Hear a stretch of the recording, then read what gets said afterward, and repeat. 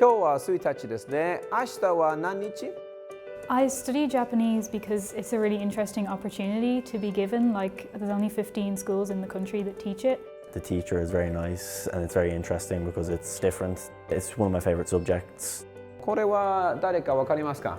Yeah, I'm really looking forward to the trip. I don't think I've ever been this excited for anything. I think the trip will improve my Japanese tenfold, yeah. You're going to have to speak the whole time while we're there. 11 non-stop days of speaking and existing in the language. I'd say it'll be an experience I'll never forget, to be honest. It's kind of hit me now and it's like, wow, in 5 days I'll be in Japan.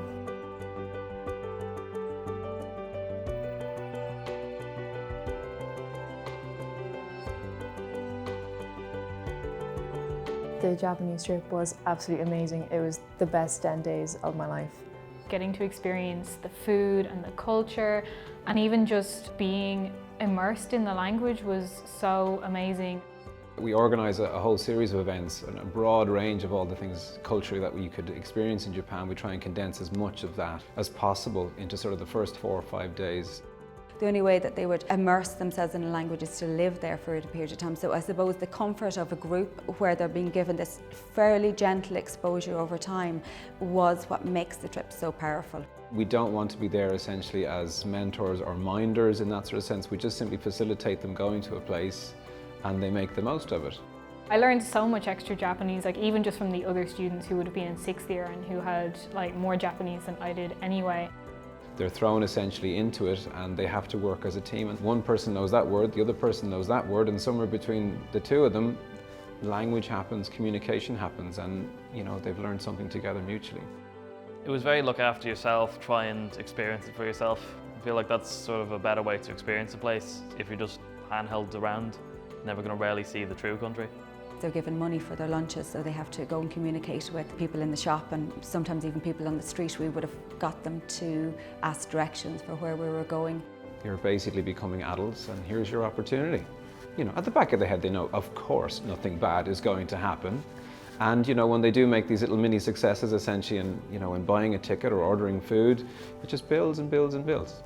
The range of activities that we did on this trip is phenomenal. We went to see different temples, we took part in a tea ceremony. I also really enjoyed when we dressed up in kimonos and we walked around this little town, and then we got soba and we ate like cold noodles with a raw egg.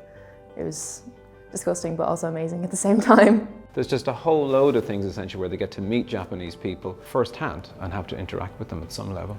The secondary school, it was phenomenal as an experience because they are completely out of their comfort zone. They're learning how to communicate on a very human level with each other, but also to try to be imaginative with how they communicated with the Japanese students. The school was massive. It was absolutely huge. They were all really lovely and they were all very welcoming and patient with us as well.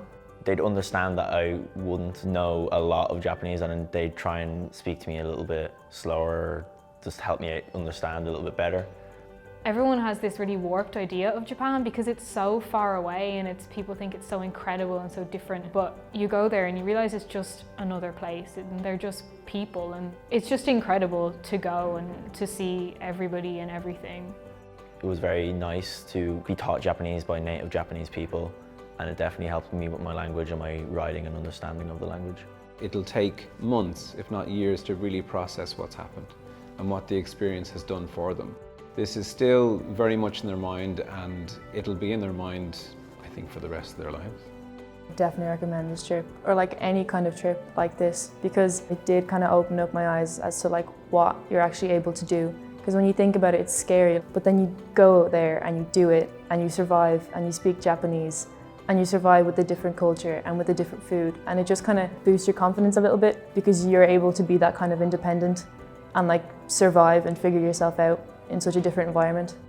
I feel more cultured almost. It was probably one of the highlights of my life and I'll never forget it.